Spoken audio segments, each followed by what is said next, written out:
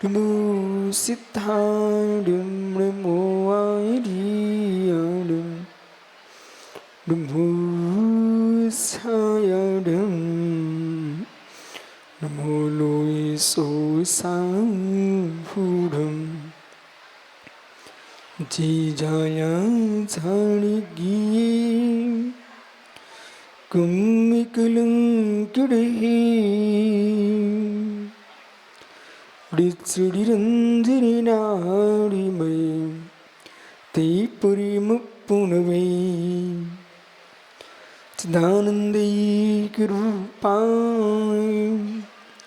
Dinai Purimatmane Purimat Prikashai Nityam Siddhatmane Namaha Lemuriyantaram Namo Siddharam Namo Aidyanam Namo Chayanam Namo Loiso Savudam पंच परमेश्वरी भगवान की परम पूज्य आचार्य भगवान योगेंद्र स्वामी की परम पूज्य आचार्य भगवान ब्रह्मदेव सूर्य की परम पूज्य आचार्य विराग सागर जी मुनि महाराज की समय विश्व धर्म की परम पूज्य आचार्य श्री विशुद्ध सागर जी महाराज की समस्त आचार्य संघ की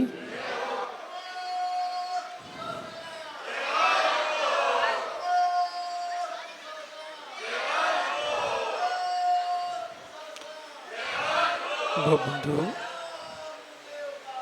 आचार्य प्रवर भगवत योगेंद्र स्वामी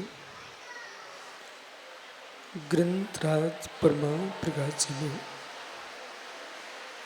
ध्रुव ज्ञानंद स्वामी भगवान आत्मा की सहज स्वरूप का व्याख्यान कर रहे हैं। संपूर्ण विश्व में सिद्धत्व की सिद्धि चाहिए है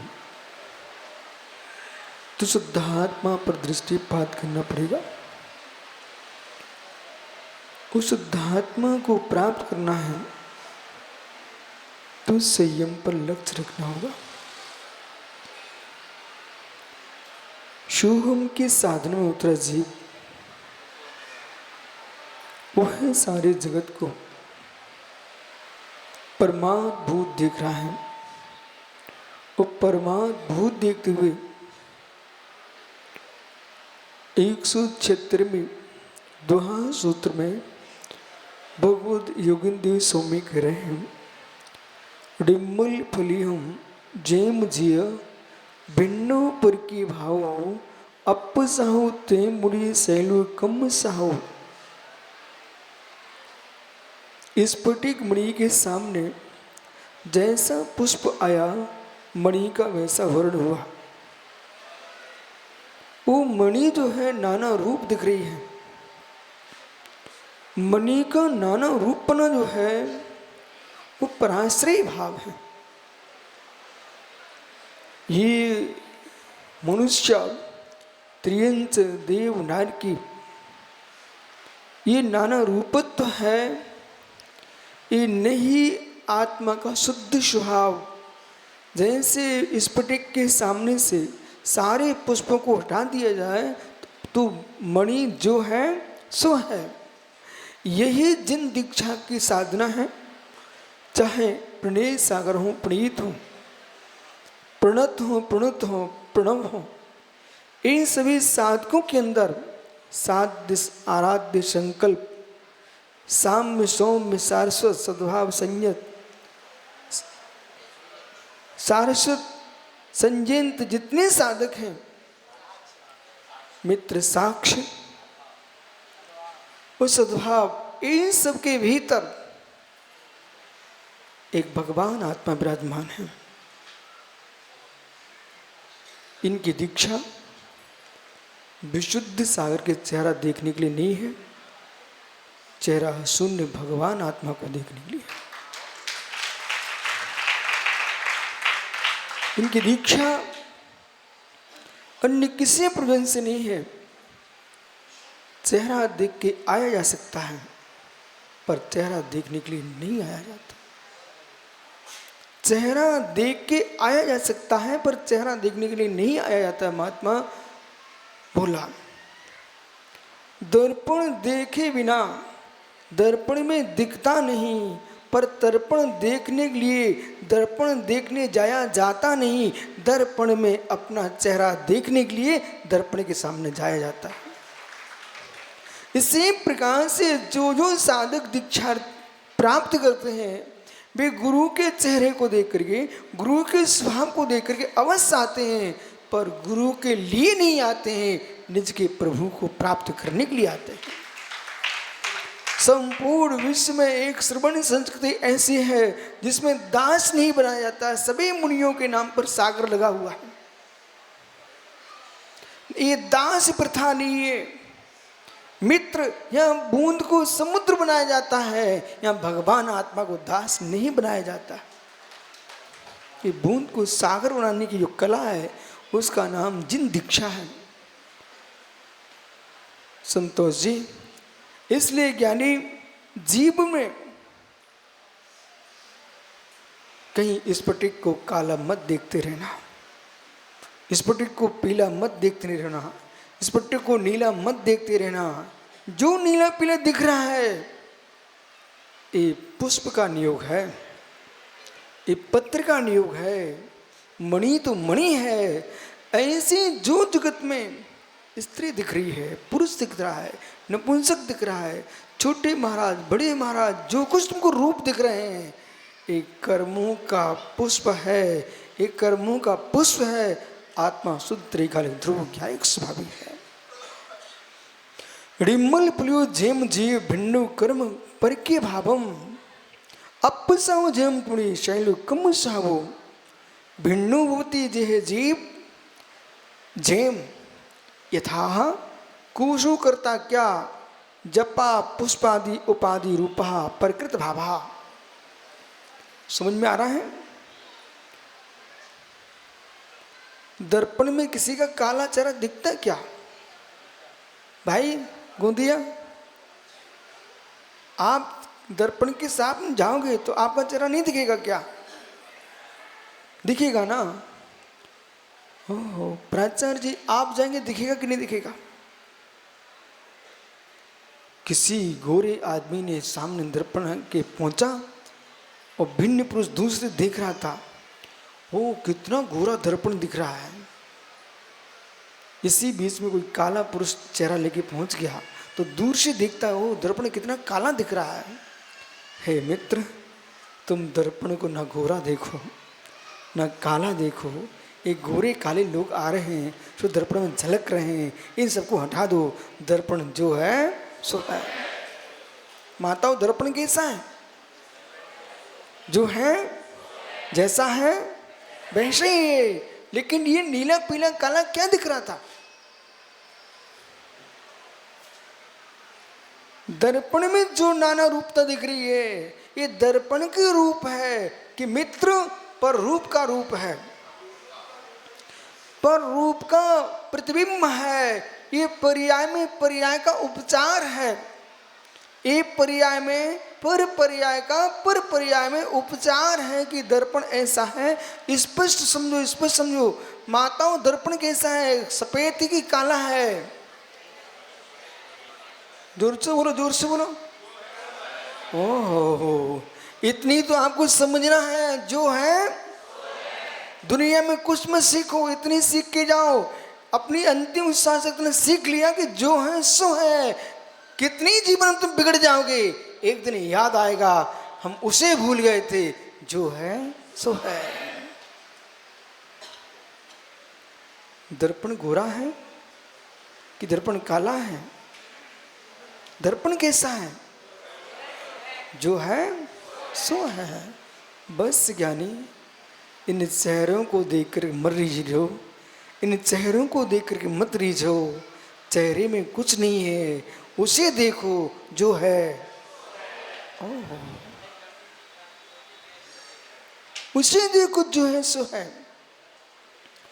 चेहरों को देख करके राग देश खड़ा हो सकता है, चेहरों को देख करके मित्र अनुराग हो सकता है, वो वात्सल्य हो सकता है, लेकिन चेहरे शून्य में कोई सल ही नहीं होता है।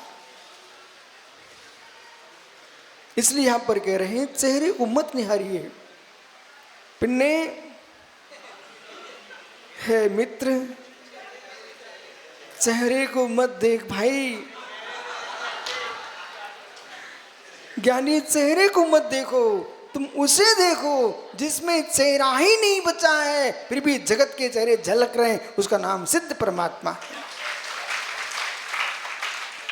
कोई चेहरा नहीं है पर जगत के चेहरे झलक रहे हैं, वो कौन है? सिद्ध भगवान, जिनमें चेहरा ही नहीं बचा, जिसमें चेहरा ही नहीं बचा। और ऐसा कोई चेहरा नहीं विश्व का, ऐसा कोई वस्तु नहीं है, ऐसा कोई पदार्थ नहीं है, ऐसी कोई गुण पर्याय नहीं है जो प्रभु के ज्ञान में ना झलक रही हो।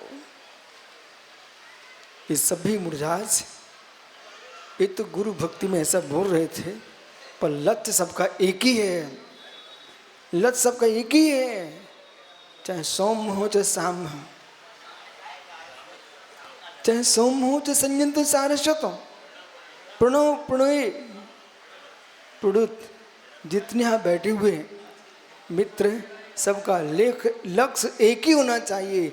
आप विशुद्ध सागर की प्रशंसा करो ना करो, उससे कोई असर नहीं पड़ेगा। तुम प्रशंसनीय बन के रहोगे तो मैं प्रसन्न होऊंगा।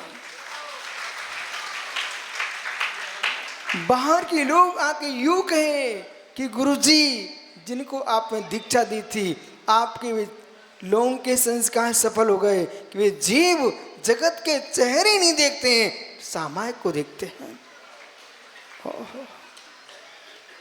सामायिक में चेहरों को नहीं बिठाते हैं, सामायिक में या तो निज को निहारते हैं या 24 तीर्थंकरों के चेहरे देखते हैं। तुम्हारी दीक्षा दिवस प्रणव सागर आई क्या? पिंडे से संयम तक आपका दीक्षा दिवस आज कोई को 10 वर्ष हो गए, किसी को 6 वर्ष हो गए। आपके ये वर्ष सफल हो जाएंगे। आज से नियम कर लो कि प्रभु सामायिक में या तो मैं निज की आत्मा को देखूंगा या परमात्मा के चेहरे को देखूंगा, अन्य किसी के चेहरे को नहीं देखूंगा।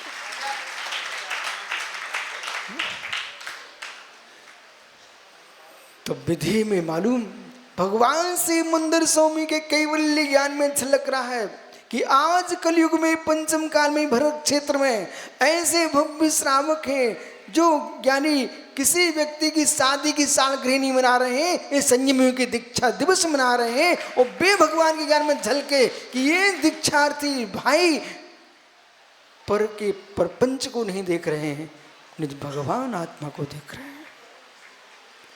सोहम की साधना करो, सोहम की साधना करो। कोसो करता जपा पुष्पादि प्रकृत भावा, जपा पुष्प प्रकृत भावा। बड़े प्रेम से कह लो, नमः श्री शमय साराय स्वानुभूत पाचकांसी जिस भावाय भावाय शरीर भावांतरच्छिदे। नमः समय साराय स्वानुभूत से उस समय सार को नमस्कार हो जो स्वानुभूति से प्रकाशमान है। जिस स्वभावाय भावाय चेतन स्वभाव ही भाव है, सर्वभावांतरच्छिदे। सबसे कठिन शब्द इतना सा है, अमित कठिन शब्द इतनी है। व्रत समते गुप्ती का पालन, 28 मोह का पालन, जे भव्य जीव करके स्वर्ग में देव बन सकते हैं। लेकिन मित्र सिद्ध स्लाब पर जाने के लिए स्वभावांतरच्छिदे इतनी साधना करना पड़ेगी, बाकी कोई साधना नहीं है। जो भी साधना साधु करता है स्वभावांतरच्छिदे, अब स्वभावांतर छदे का अर्थ समझिए। भाव यानी पदार्थ, भाव यानी वस्तु। आत्मा जो है वो भी एक पदार्थ है, आत्मा जो है वो भी एक वस्तु है। और जो आत्म वस्तु है और ये भी वस्तु है, ये दोनों एक हैं क्या? आत्मा ये पुद्गल एक है क्या? नहीं है। सुनो, मुमुक्षु ऑस्ट्रेलिया, अच्छा है, ऑस्ट्रेलिया जाओ, वो बालक जर्मनी होके आया है, जर्मनी आए, चाहे तुम जर्मनी होके आओ, दुनिया में कहीं घूम के आओ, संपूर्ण जगत में भाषांतर है, भावांतर नहीं है। संपूर्ण जगत में वही विषय, वही किस्सा है, काम क्रोध लोभ माया माई चारी सब भरी हुई है सारे जगत में। कुछ भिन्न है क्या? संपूर्ण लोक में घूम के आओ, लेकिन विश्व में घूम के आओ, कहीं भी साधना करके आओ, भावांतर है। भाव वही है, भाव वही है। 6 द्रव्य के बाहर जगत में कोई वस्तु नहीं है। उन 6 द्रव्य के अंदर आपको भावांतर की साधना करना है। और भावांतर की साधना, भावांतर की साधना डॉक्टर सुधीर, सुबह आपने सोहम की साधना सुनी थी, अब आपको भावांतर की साधना पर लक्ष्य रखना है। वो भावांतर की साधना ही उत्कृष्ट साधना है। भावांतर की साधना ही उत्कृष्ट साधना है।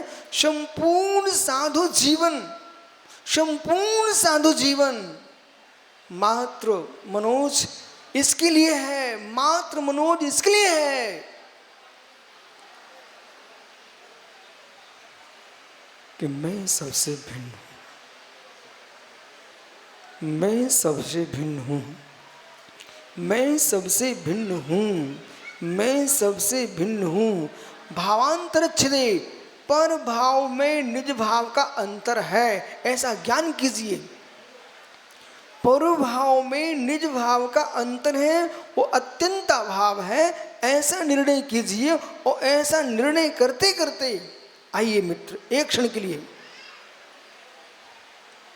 जितने गुब्बारे टंगे हैं इनमें सौरभ आपका सत अस्तित्व है? बहुत बढ़िया। नहीं है? हे मित्र, आपके घर में आपका अस्तित्व, आपके घर में आपका अस्तित्व है। वकील साहब, सुबह आपकी मैंने प्रशंसा की, आप भटक नहीं जाना। आपके घर में आपका अस्तित्व है। डॉक्टर साहब, वकील साहब, घर में रहना अलग विषय है। आपकी आत्मा आपके घर में एकत्व है? बहुत बढ़िया। अब बोलिए, आपका आप घर में सत है? आपका आपके घर में अस्तित्व है? रहने का अस्तित्व है कि आप घरभूत हो?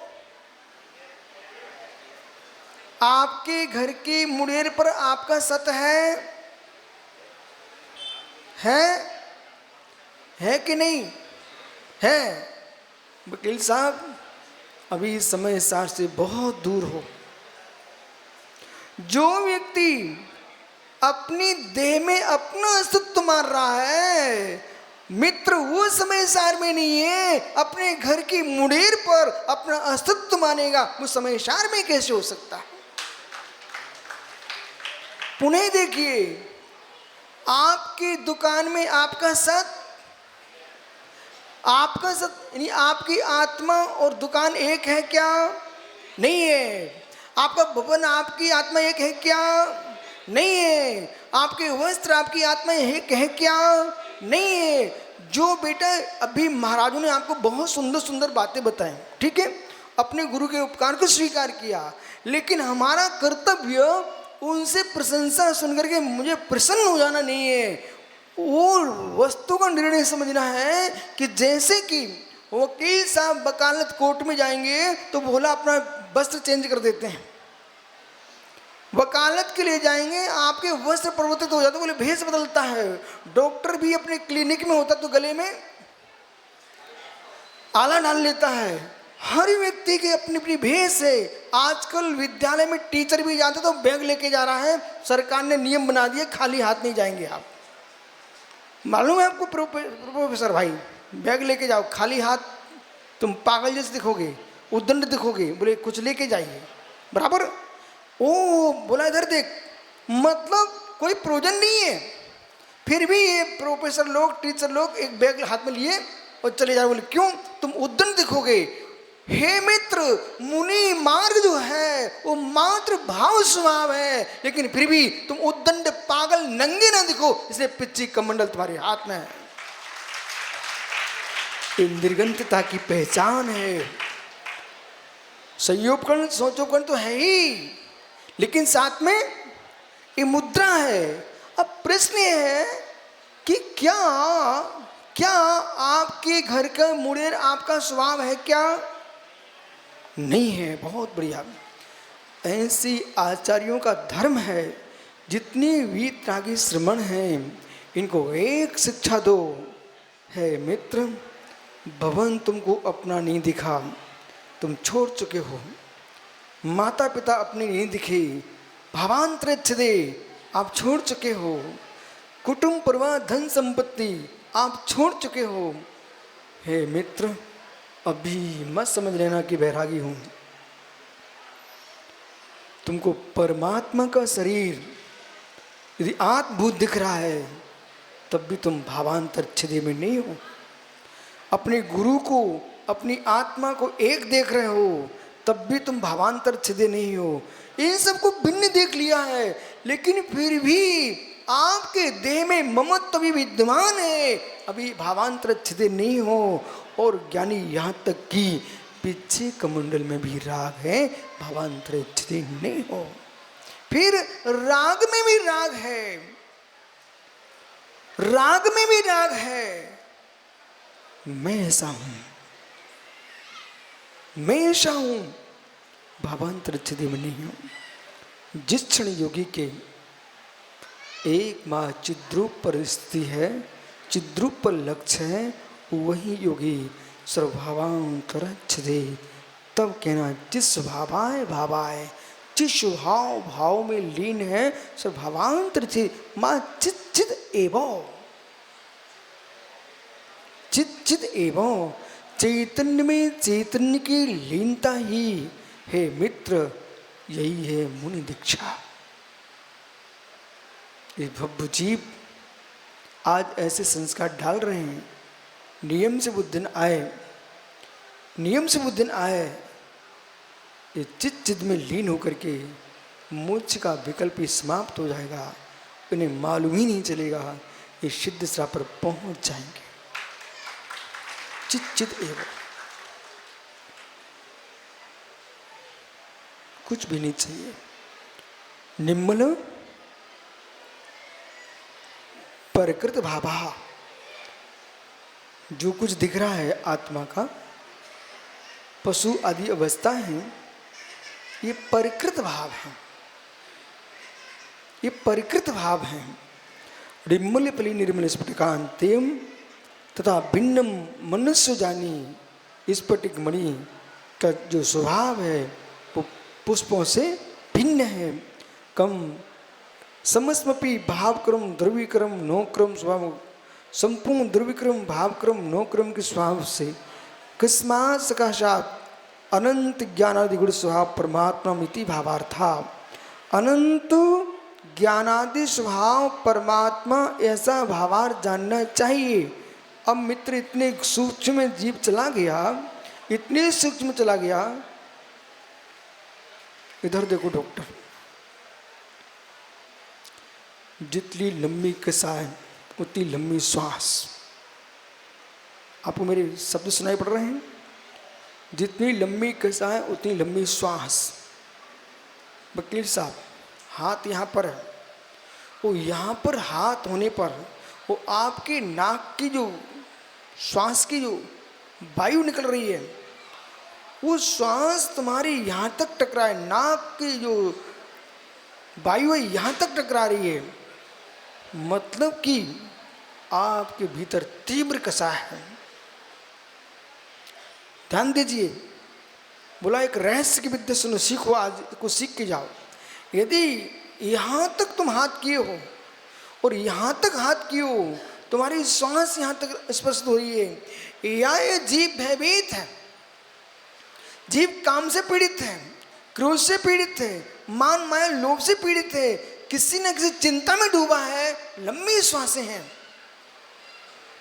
जैसे जैसे विकार शांत होंगी श्वासें कम हो जाएंगी, जैसे जैसे विकार शांत होंगी श्वासें कम हो जाएंगी।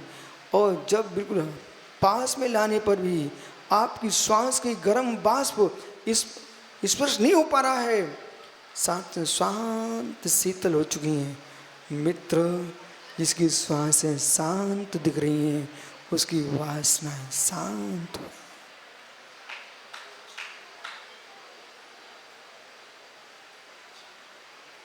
करना कुछ नहीं है, करना कुछ नहीं है, इच्छाएं शांत होंगी, श्वासें शांत हो जाएंगी। चंद्रेश पंडित जी,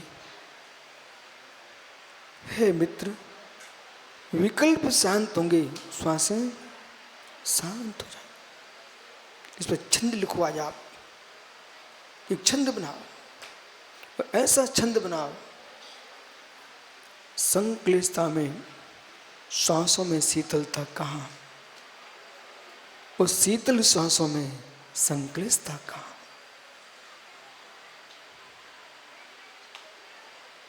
शांत श्वासें हो जाएंगी, शांत श्वासें हो जाएंगी। और नज़दीक एक कागज रख दिया, कागज के टुकड़े करो और पास में लाइए। वो कागज का टुकड़ा हिल नहीं रहा है, मित्र समझ जाइए तुम शांत हो चुके हो। एक कागज का टुकड़ा किया, यहाँ रखा हुआ है, और यहाँ से बैठा हूँ और श्वास चल रही है, वो कागज वहाँ से उड़ रहा है हमारी श्वास से। मतलब तुम कितनी द्रुत गति से पीड़ित हो, अपने आप में कसाय से भरे हुए हो। और जैसे शांत शांत होती है, अज्ञानी श्वासों को नियंत्रण करता है, अज्ञानी श्वासों को नियंत्रण करता है, ज्ञानी चित्त को नियंत्रण करता है, श्वासें शांत हो जाती है। पुनः चलिए, चित्त को नियंत्रण करना ये भी एक बहुत बड़ी साधना नहीं है।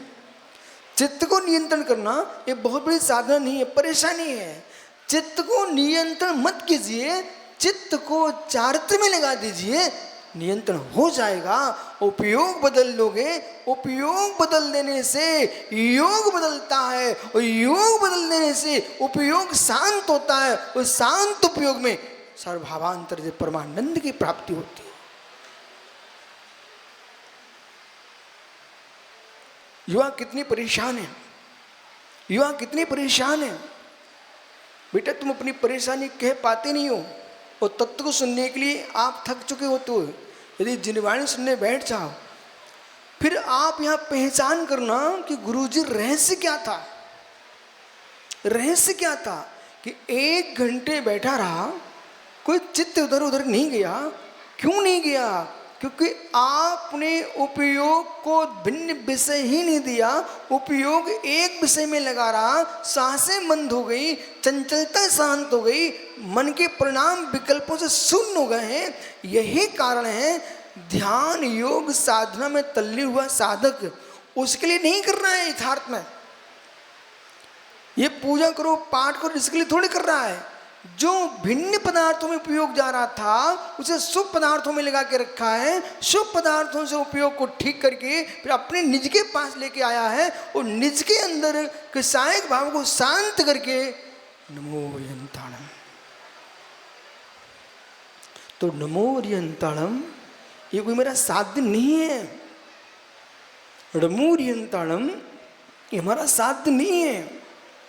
हमारा साध्य तो निज आत्मा है, पर निज आत्मा दृष्टिगोचर नहीं हो रहा है, वहां तुम पहुंच नहीं पा रहे हो। तो नमो रिहंताणम कह करके हम इष्ट देव के पास अपने आप को स्थिर किया, उस देव को स्थिर करते करते निज में स्थिर हो गया, नमो यंत्रम हट गया, तू शमी अरिहंत हो गया। आ रहा है समझ में? नमो यंत्रम हट गया और शमी अरिहंत हो गया। बोला अंतिम शब्द। ये माता है, रोटी बेलती है चौकी पर, तो बिल्कुल पूरी अज्ञानी माँ होगी तो सीधी लोई बनाएगी और बेलना शुरू कर देगी। और उसकी माँ की माँ क्यों ना आ जाए, रोटी उठा के देखे, रोटी उठा के देखे, बिल तो जाएगी। और बिल भी कैसे जाएगी? इधर चिपकेगी इधर चिपकेगी। लोई अच्छी बना है, उसमें परोथन लगा है, और फिर चौकी पर भी परोथन डाल दे, अब रोटी भी ले, तो रोटी बिल भी जाएगी और रोटी उठ भी जाएगी। बोले क्यों? परोथन पड़ा हुआ है ना। ये परोथन के लिए परोथन नहीं पड़ा हुआ है, रोटी उठाने के लिए, चिपक न जाए। ऐसे ही देवसा गुरु जो है हमारे परोतन है, हम चिपक न जाए खुशियों में, इसलिए परोतन डाल दिया है। और जैसे हम उठ जाएंगे हम सब रोटी बन जाएंगे, परोतन तो परोतन नीचे ही रह जाएगा।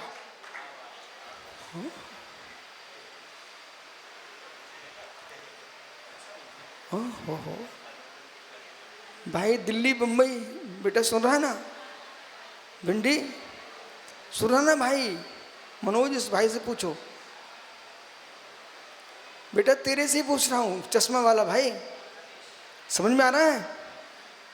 देखो मित्र, सारे जगत के संकल्प विकल्प, संसार की सारी व्याधियां कहीं हैं तो व्यक्ति के चित्त में है। वो चित्त शांत हो जाए, व्याधियां शांत हो जाती हैं। सारी की सारी व्याधियां हमारे चित्त के अंदर, बैठो, हमारे चित्त के अंदर हैं बड्डू भाई। संसार के जितने क्लेश हैं सारे चित्त के अंदर हैं, और संसार के जितने आनंद हैं सब जीव के चित्त के अंदर है। जितने आनंद हैं, जितने आनंद है, विषयानंद है तो चित्त के आनंद है, वो आत्मानंद है तो चित्त के अंदर है। वरदान चित्त ना भटके तो तुझे वरदान लग जाए महावीर बनने का, और वरदान चित्त भटक गया, तुझे वरदान लग गया है, श्राप लग गई नरक में जाने की। इसलिए समय आपका हो चुका है। इस सिद्धांत को समझना है कि हमारे जीवन में कितनी मुनिराज सुब्रत सागर जी, 13 की संख्या, 13 प्रकार का चारित्र है। सभी जीव अपने साधना में तल्लीन रहें। गुरु का लक्ष्य आपको कष्ट देना नहीं होता है।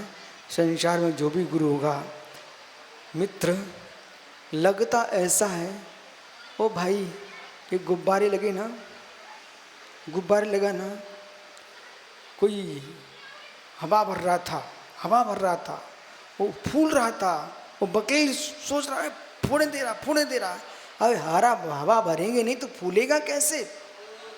तो उत्साह की हवा भरना ये गुरु का कर्तव्य। तुम फूलो लेकिन फूट मत जाना। ओह हवा भरी। दूसरी बात, वो गेंद रहती ना, गेंद आपको लगता है कि जमीन में पटक रहा है, सौरभ जमीन में पटक रहा है, और ऊपर से हाथ और मार दिया। ये मित्र, ये पटकने के लिए पटका है कि ऊपर उछलने के लिए पटका है? पटकने के लिए पटका है कि पार्टी के ऊपर उछलने के लिए पटका है? यदि शिष्य गुरु को डांटता भी है, पटकता भी है, तो उसे समझना चाहिए ऊपर भेजना चाह रहा है। ये विद्या आना चाहिए भाई सौम्य सागर जी। यदि पटका भी जाता है, अब क्या करूं? एक दिन हमने प्रवचन किया था, गाड़ी दौड़ती है फिर भी कहीं घटना घटे तो दबा दिया जाता है, ब्रेक लगा दिया जाता है। इसलिए ब्रेक नहीं लगाओगे तो गाड़ी गड्ढे में स्वयं गिरेगी और अनेकों को और मार देगी। ऐसे शिष्यों पर ब्रेक लगाना कर्तव्य आचार्य का, अन्यथा बेचारे गाड़ी में थोड़ी सी बुद्धि है, गाड़ी में थोड़ी बुद्धि है, बुद्धि तो सारस्वत चालक के अंदर है, उसे कितना चलाना है। ऐसे शिष्य दौड़ रहा है, गुरु का कर्तव्य है उसे कितना चलाना, कितना दबाना है। इसलिए जब तक तुम दबे रहोगे तब तक विश्वास में चमकते रहोगे। और जिस दिन तुम कहोगे कि कब तक दबे रहेंगे, तो बह जाओ बेटा, पतंग जब तक मंजे में है तब तक ऊपर उड़ान बढ़ती है। वो कहे कब तक बंधी रहूंगी, तो उड़ जाओ बेटा, अभी झाड़ी में गिरने वाली हो। इसलिए पतंग को गगन में उड़ना है तो मंजे से बंधी रहे, और ध्यान रखे कि कोई मंजा काट ना दे। और मंजा कट गया तो तुमको जमीन में किसी की छत में पड़े मिलोगे या झाड़ी में पड़े मिलोगे।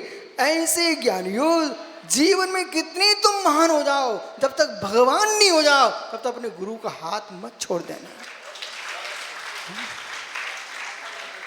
लोग तो हमसे भी कहते, हमारा बोले ही कह देते, आप तो तुम आचार हो ना, कब तक पीछे घूमते रहोगे।